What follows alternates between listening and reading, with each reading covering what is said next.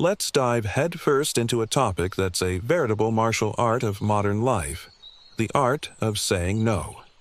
It might seem counterintuitive in a world that glorifies the constant yes, the packed schedule, the frantic rush.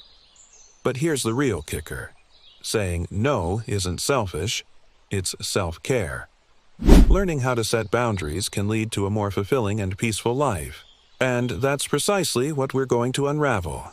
How this tiny two-letter word can be the key to unlocking more time, more energy, and, most importantly, more well-being. We live in fascinating times. While on one hand we have access to a universe of possibilities, on the other, this very abundance can overwhelm us. And it's here that the culture of no begins to emerge, not as an act of rebellion, but of wisdom. First, we face the old yes man trap, that almost pathological urge to please everyone, to be everywhere, to accept every invitation, every project, every little favor. We are bombarded with requests and expectations from all sides, from the boss who expects you to take on just one more quick thing on a Friday afternoon, to the friend who insists on that party when all you truly desire is a good book and the comforting silence of your own home. The problem?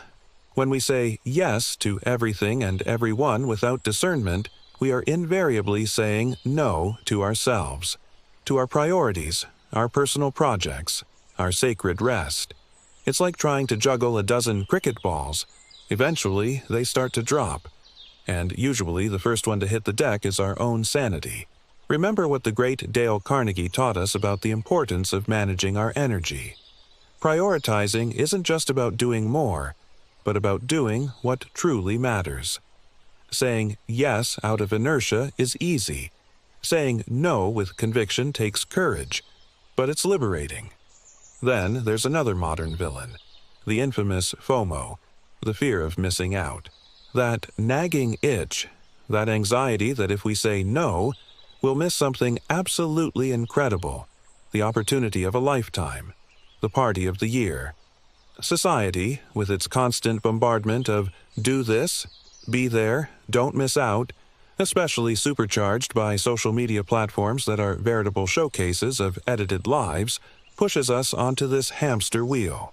We run and run and run, afraid of being left behind, of not belonging. The result? Exhaustion. A persistent feeling that we're always falling short, always behind, as if we're chasing one of those red double-decker London buses, but it always pulls away just before we can hop on. FOMO makes us hostages to the external, disconnecting us from our internal barometer, that voice whispering, "Hey, maybe what you really need right now is just nothing. A breather." As the wise Jay Shetty would say, true wealth lies in inner peace, not in the number of events you accumulate. But, as in any good story, there's a plot twist, and ours is a glorious one, the rise of self-care. People are, at long last, beginning to awaken to a fundamental truth. Looking after oneself isn't a luxury, it's a necessity. It's the foundation upon which we build a meaningful and productive life.